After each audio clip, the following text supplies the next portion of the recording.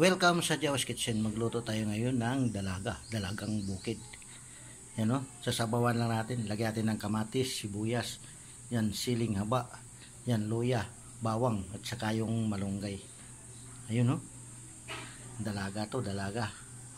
Walang binata, dalagang bukid. Ayan, simulan na natin. Yan o. Ayan, pakulo tayo tubig, lagyan natin ng kamatis. Ayan, bawang, luya. Lagay na rin natin yung isda. Huwag natin ubusin, sobrang dami yun. Kasi konti na kami kakain, dalawa na kami ni misis. Ayan, mga 4 piraso lang. Ayan, piprito natin yung matira. Ayan. Tapos, takpan muna. Yan ang takpan. Antay natin kumulo. Ayan, kumulo na. Ano? Lagay natin ng asin. Saka seasoning.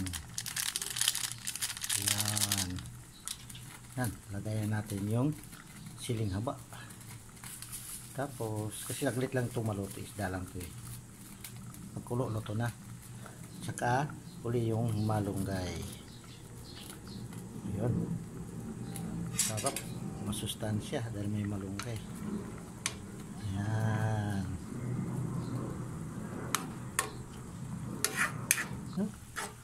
Luto na. Yung dalagang bukid natin.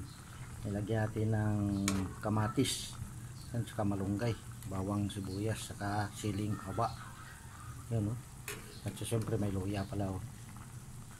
Yan, luto na. Kain na na. Kain na na. Kain na na. Ano? Sarap ng sabaw. Yan o. Yung isda.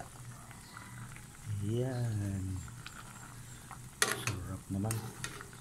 Ano?